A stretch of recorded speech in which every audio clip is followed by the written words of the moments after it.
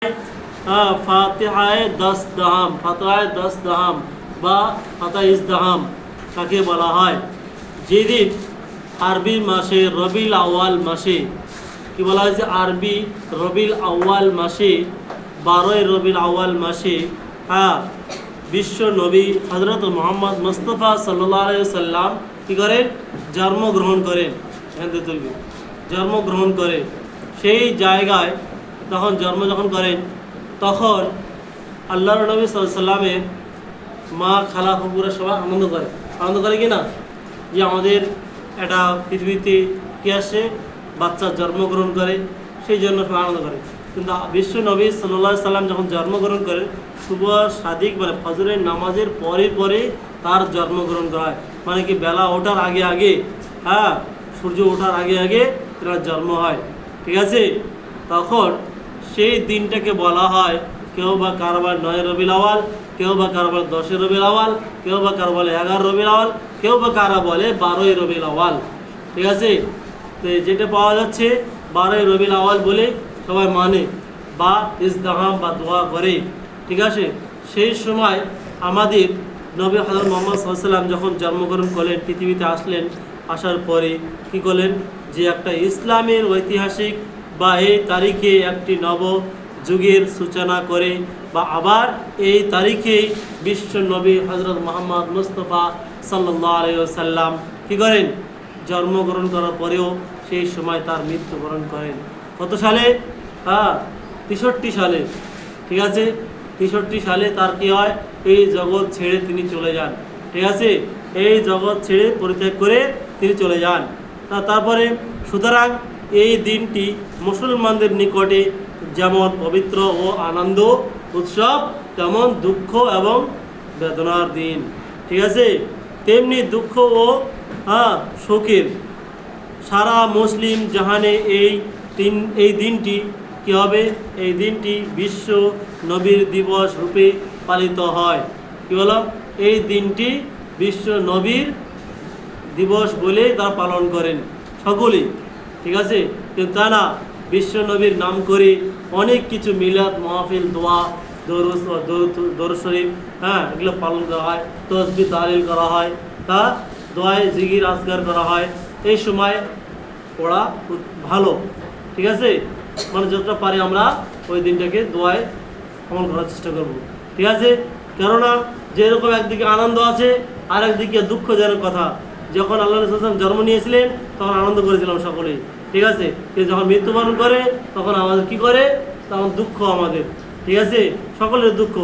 তো সেই সময়কার আলোচনা হচ্ছে এখানে, যে মিলাদ মাহফিল অনুষ্ঠান ও রাসূল সাল্লাল্লাহু আলাইহি ওয়াসাল্লামের এর জীবনী চরিত্র আলোচনা, কোরআন পাঠ, দোয়া ও দরুদ পাঠ করে বহু পুণ্য লাভ করা যায়।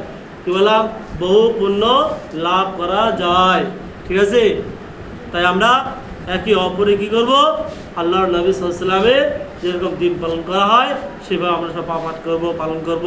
তা ফাতিহা ইজদাহাম বলা হয় আরবি রবিউল আউয়াল সানি মাসের 11 তারিখের দিনটিকে ফাতিহা ইজদাহাম বলা হয়। কি বললাম? 11 তারিখে ইজদাহাম বলা হয়। রবিউল আউয়াল সানি মাসে, রবিউল সানি, রবিউল সানি, আরবি রবিউল সানি মাসের 11 তারিখে কি বলা হয়, সেটাকে ফাতিহা ইজদাহাম বলা হয়। এই তারিখে বিখ্যাত কুতুবে রাব্বানি, মহবুবে সাহাবী সুবহানি হযরতে পাক বড় পীর আব্দুল কাদের জিলানী তিনি ছিলেন, কি করেছেন, তিনি আব্দুল কাদের জিলানী রহমাল্লাহু ইহলোক কি করেন, ইহলোক ত্যাগ করেন, মানে কাল ত্যাগ করেছিলেন। তখনকার ঘটনাটা বলা আছে। তিনি সমস্ত ওলিদের মধ্যে কি ছিলেন, তিনি সমস্ত ওলিদের মধ্যে কি ছিলেন, শ্রেষ্ঠ ওলি ছিলেন, ঠিক আছে। সবার থেকে অন্যতম কি ছিলেন, ওলি ছিলেন। তাই কি বলেছে, তার মৃত্যু দিবস উপলক্ষে এই ফাতিহা ইজদাহাম উদযাপিত পালন করা হয়, ঠিক আছে। ফাতিহা ইজদাহাম কি পালন করা হয়, ঠিক আছে?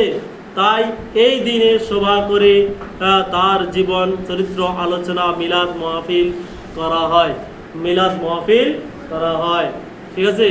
কি বলেছিলাম যে আব্দুল কাদের জিলানী তেনার মা যখন জল পান করতে চেয়েছিল, ঠিক আছে, সে তার পানির কী করে ঘটি নিয়ে দাঁড়িয়েছিলেন যে আমার মা কখন উঠবে, কখন আমি পানি পান করাতে পারবো আমার মাকে। তখন সে তো তার মা পানি পান করার চেষ্টা চেয়েছিল ছেলের কাছে। তখন ছেলের কাছে চাওয়ার পরে তার মা তখন ঘুমিয়ে গেল। ঘুমিয়ে যাওয়ার পরে ভাবছে আমার মাকে আমি ডাকবো, ঘুমিয়ে থেকে কষ্ট পেতে পারে। তখন তার মা ঘুমিয়ে গেছে। যাওয়ার পরে আর আব্দুল কাদের জিলানী তিনি আর ডাকেননি তেনার মাকে। ঠিক আছে? তেনার মাকে না ডাকার কারণে তেনার মা ঘুমিয়ে গেছেন। ঘুমার থেকে যখন উঠিয়ে দেখছে আমার ছেলে পানের বর্তন নিয়ে ধরে আছে। ঠিক আছে? তখন সেই দেখে তখন দোয়া করছে আল্লাহর কাছে, আল্লাহ আমার ছেলেকে বড় একটা বুজুর্গ বানাই দিও, ওলিওয়ালা বানাই দিও। তার মা দোয়া দিলেন।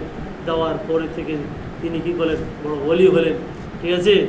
এভাবে আমরা আরও ঘটনা রয়েছে, সময় বা ছোটো ছোটো ঘটনা বলে ছেড়ে দিচ্ছি। তারপর পানির বাসনে দাঁড়ায় থেকে থেকে সারা রাত চলে গেছে। ঠিক আছে?